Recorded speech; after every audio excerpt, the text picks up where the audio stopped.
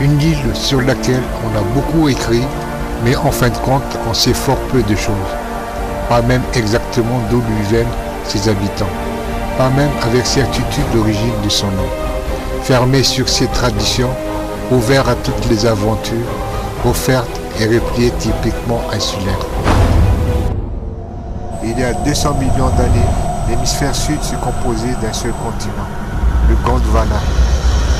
Cet énorme bloc a commencé à se disloquer sous l'effet de violents cataclysmes.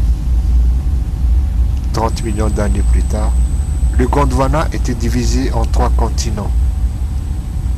L'Afrique, l'Amérique du Sud, l'Australie et un sous-continent, l'Inde.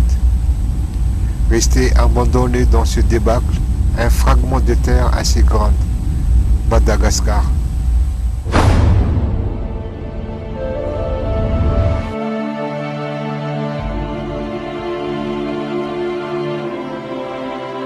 L'histoire du peuplement de Madagascar est encore loin d'être connue avec exactitude. L'hypothèse la plus répandue évoque plusieurs migrations successives venues d'Asie du Sud-Est, complétées d'Arabes et d'Africains.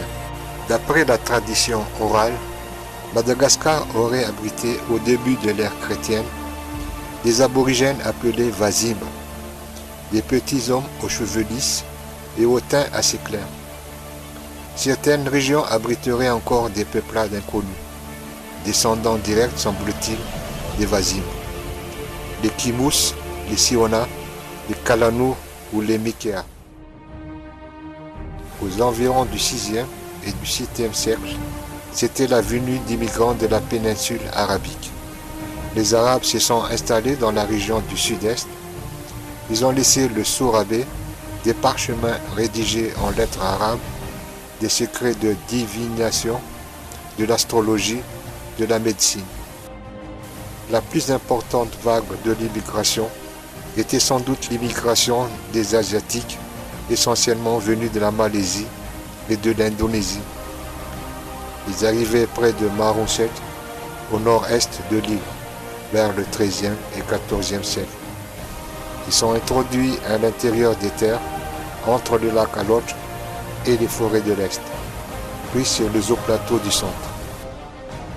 Les Indo-Pakistanais sont venus à peu près dans les mêmes périodes que les Arabes.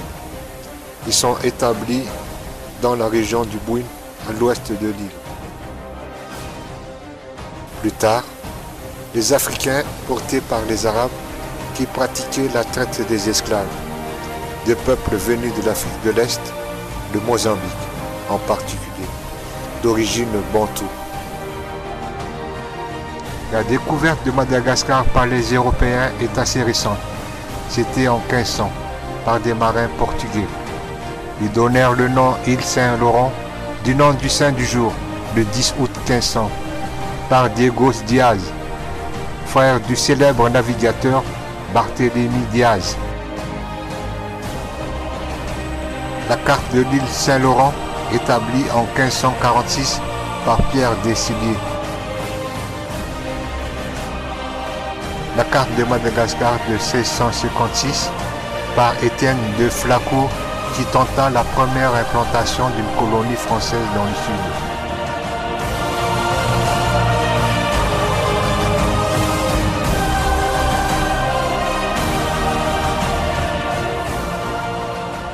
Au XXe siècle encore, le peuplement de Madagascar se poursuit.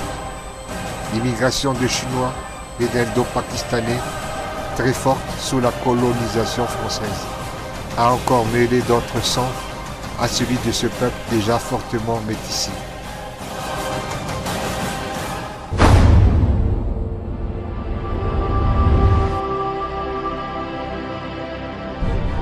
Ces vagues successives entrecroisées des immigrants ont généré le type malgache. Ils formèrent des clans puis des colonies dans l'île. Au début du XVIIe siècle, des actions d'unification politique seront menées. 3 grandes régions prédominantes vont surgir. Le royaume des Sakalaves, ceux des grandes rives, ils occupent les régions de l'ouest, les Bouilles et les Ménabés. Ils sont pasteurs, ils élèvent des grands troupeaux de zébus. Le pays Merne, les Ambaniens, ceux qui habitent près du soleil, s'étend au centre de l'île sur les hauts plateaux. Ils sont prépondérants par le nombre et par l'importance et la puissance au temps de leur royauté. La région du Beth-Imsar, ceux qui sont solidaires des guerres incessantes entre le nord-est et le sud-est. Ce n'est qu'au XVIIIe siècle, le roi Ratzinlau, fils d'un pirate anglais, rassembla sous son autorité tous les petits royaumes du centre-est. Les descendants de ces flibustés, mariés à des filles de chefs, sont appelés les Anamalata.